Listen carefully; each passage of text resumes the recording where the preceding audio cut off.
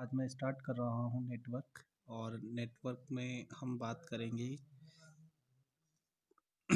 दो DC network, यानी कि बेसिक ऑफ डीसी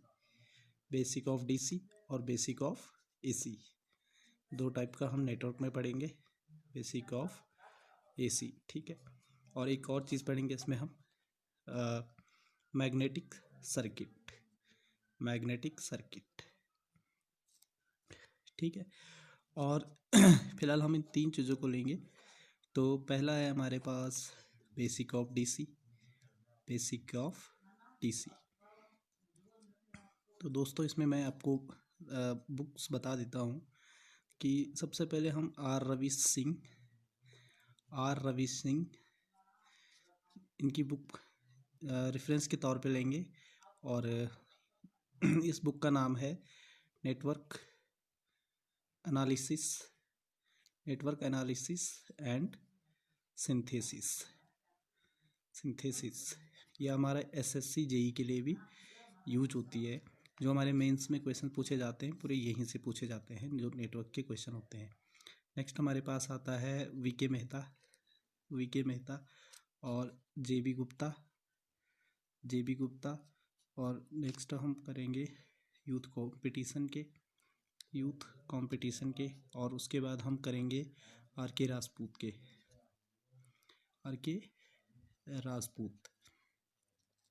तो ये हमारे पास आ गया है, ये बुक्स हम वो करेंगे। तो अब बात करते हैं बेसिक ऑफ डीसी, जो हम आज पढ़ने वाले हैं। Basic of DC. तो इसमें हम क्या क्या पढ़ेंगे वो मैं बता देता हूँ। पहले सिलेबस लिख लेते हैं। सबसे पहले हम रेसिस्टेंस के बारे में पढ़ लेंगे, ठीक है। रेसिस्टेंस सबसे इम्पोर्टेंट होता है, करंट, वोल्टेज, ठीक है। उसके बाद हम इसमें करंट डिवीज़न और वोल्टेज डिवीज़न पढ़ेंगे। और इसमें देखो रेसिस्टेंस में काफ़ी सारे कॉन्सेप्ट आएंगे, करंट में काफ़ी सारे कॉन्सेप्ट आएंगे, वोल्टेज में काफ़ी सारे कॉन्सेप्ट आएंगे, करंट डिवीज़न और वोल्टेज डिवीज़न, ठीक है, इसमें भी कॉन्सेप्ट हैं। उसके बाद हमारे पास हम पढ़ेंगे इसमें उसके बाद हमारे पास आ जाता है करंट डिवीज़न, वोल्टेज डिवीज़न के बाद हम स्टार्ट करेंगे केवीएल और उसके बाद केसीएल, ठीक है। Kirchhoff voltage law and Kirchhoff current law, ठीक है। उसके बाद हम बात करेंगे थ्योरम की। उसके बाद हमारी थ्योरम स्टार्ट हो जाएगी, ठीक है। थ्योरम फिलहाल पहले हम डीसी पे ही अप्लाई करेंगे। जब हमारा एसी आ जाएगा तो हम एसी के लिए भी थ्योरम्स को करेंगे। उसके बाद आ जाते हैं इसमें इसी में यहाँ पे हमारे बल्ब वाले कॉन्सेप्ट भी करेंगे। तो ये पूरा आ जाएगा हमारा। थ्योरम्स के बाद हमारे पास आ जाता है इस थ्योरम तक ही हमारे पास ये कॉन्सेप्ट बनते हैं। उसके बाद अब हम एसी का करेंगे। तो सबसे पहले हम बात करेंगे यहाँ पर डीसी, बेसिक ऑफ डीसी की। और उसमें सबसे पहले मैं उठा रहा हूँ रेसिस्टेंस, ठीक है। तो रेसिस्टेंस की अगर हम बात करें तो रेसिस्टेंस की बात करें तो रेसिस्टेंस की अगर मैं बात करूं, रेसिस्टेंस इसका नाम होता है हमारे पास प्रतिरोध। तो हम केवल जेई लेवल का कर रहे हैं, तो हमें बेसिक से चलना है। जेई में ज़्यादातर बेसिक ही पूछता है। तो देखो प्रतिरोध है, तो प्रतिरोध होता क्या है कि कोई भी मटेरियल है हमारा, कोई भी पदार्थ है जिसको हम मटेरियल कह रहे हैं। तो इनकी अपनी एक क्या होती है, एक अपनी प्रॉपर्टी होती है, एक अपना गुण होता है। क्या गुण होता है कि अपने में बहने वाले आवेश का विरोध करता है। अपने में बहने वाले आवेश का विरोध करता है। तो आवेश प्रवाह का जो विरोध करता है वह जो हमारे पास गुण है पदार्थ का, उसे हम क्या करें, प्रतिरोध करें, ठीक है। तो ये एक इंटरनल प्रॉपर्टी है मटेरियल की जो अपोज करता है फ्लो ऑफ चार्ज का, ठीक है, या करंट का। तो जो इसका मात्रक था हमारे पास जो बनाया गया है, इसका एसआई यूनिट जो है वो हमारे पास है ओम, ठीक है। तो प्रतिरोध का मात्रक क्या होता है हमारे पास, ओम होता है, और इसको एक ग्रीक अक्षर से हम दिखाते हैं ओम को, ठीक है। उसके बाद अब आ जाते हैं रेसिस्टेंस का जो सिंबल होता है हमारे पास, सिंबल होता है रेसिस्टेंस का, वो हमारे पास ये इस टाइप का होता है, और अधिकतर कई बार हमारी बुक में ये भी इसका सिंबल दिखाया होता है। और ये तो हमारा फिक्स्ड रेसिस्टेंस है, एक वेरिएबल रेसिस्टेंस है, उसको इस टाइप से दिखाते हैं, ठीक है।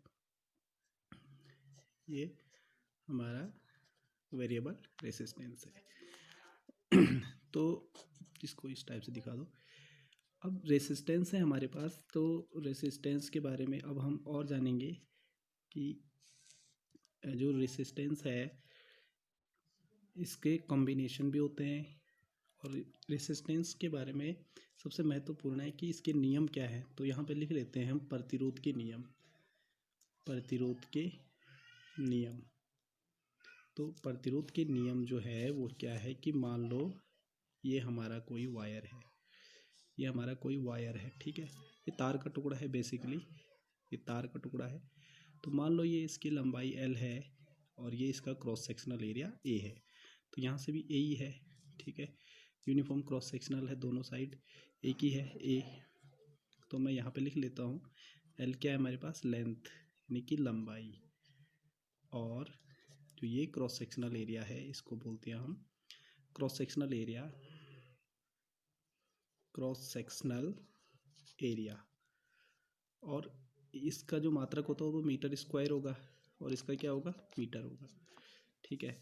तो इस हिसाब से अगर हमें इसका रेसिस्टेंस निकालना है तो ये R प्रोपोर्शनल टू होगा L के, यानी कि जितना लंबाई ज़्यादा होगी उतना ही क्या होगा, उसका प्रतिरोध ज़्यादा होगा, प्रतिरोध उतना ही ज़्यादा होगा। तो ये लेंथ क्या होती है, इन्वर्सली डायरेक्टली प्रोपोर्शनल टू होता है।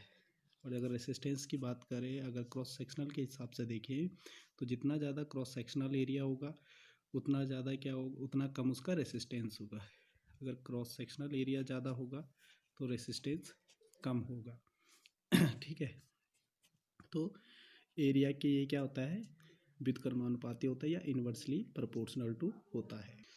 तो रेसिस्टेंस जो देखा हमने, दो नियम बनते हैं इसके, एक तो लंबाई के अनुक्रमानुपाती होता है और क्रॉस सेक्शनल एरिया के व्युत्क्रमानुपाती होता है, ठीक है। तो उसको मैं यहाँ पे लिख लेता हूँ कि ये R के प्रोपोर्शनल टू, मतलब L के प्रोपोर्शनल टू होता है, और R जो हो वो 1/A के इन्वर्सली प्रोपोर्शनल टू होता है।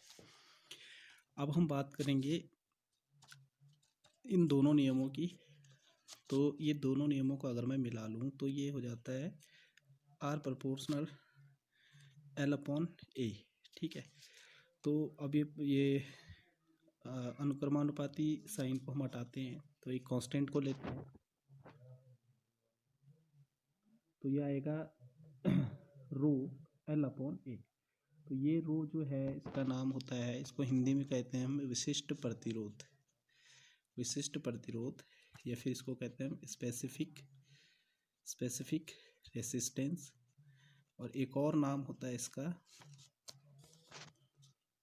एक और नाम होता है, एक और नाम होता है इसका रेसिस्टिविटी, रेसिस्टिविटी। तो इस चीज़ को यहीं पे याद कर लो, बार बार क्वेश्चन पूछा जाता है। तो रेसिस्टिविटी जो है